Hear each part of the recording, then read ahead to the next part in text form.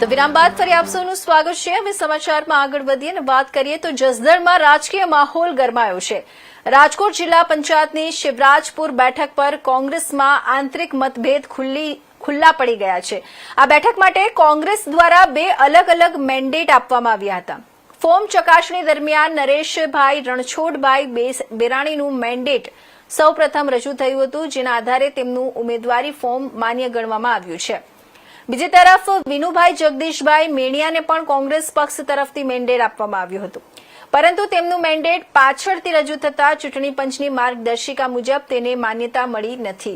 ચૂંટણી પંચના નિયમો મુજબ જે ઉમેદવારનું ફોર્મ અને મેન્ડેટ પ્રથમ રજૂ થાય છે તે ઉમેદવારને જ માન્ય ગણવામાં આવે છે। આ સમગ્ર મામલે ચૂંટણી પહેલા જ શિવરાજપુર બેઠક પર કોંગ્રેસમાં જૂથવાદ ખુલ્લો પડી ગયો છે, જેના કારણે સ્થાનિક રાજકારણમાં ચર્ચાઓ તેજ બની છે।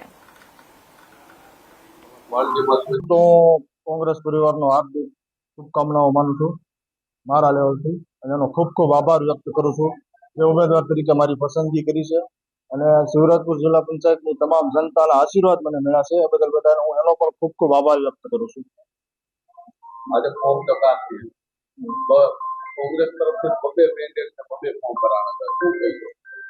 ચૂંટણીના ધારા નિયમ મુજબ પ્રાંત સાહેબનું એવું કેવું છે કે સૌ પ્રથમ જેનું ફોર્મ અને સૌ પ્રથમ પેલું મેન્ડેટ જે રજૂ થયું હોય તેનું ફોર્મ માન્ય ગણવામાં આવશે। પાર્ટી તરફથી બબે મેન્ડેટ દેવામાં શું કારણ છે? એ વિશે એવો કઈ ખ્યાલ નથી આપણને। 31 શિવરાજપુર જિલ્લા પંચાયતનો પૂર્વ જિલ્લા પંચાયતનો સભ્ય વિનુભાઈ મેણી। હવે આ એક બે મેન્ડેટની વાત છે।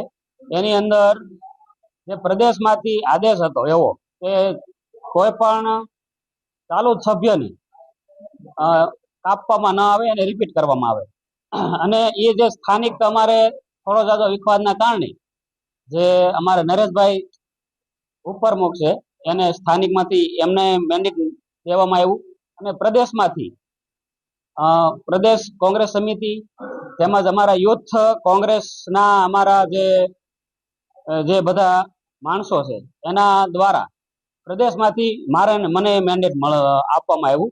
પણ અંદર બે મેન્ડેટ રજૂ થતા હોય જે ચૂંટણી પંચની ગાઈડલાઈન મુજબ પ્રાંત અધિકારીએ મારું જે મેન્ડેટ છે એ અમાન્ય ગણી અને નરેશભાઈ બેરાણીનું મેન્ડેટ છે એ માન્ય। તમારું પાર્ટીમાં આમંત્રણ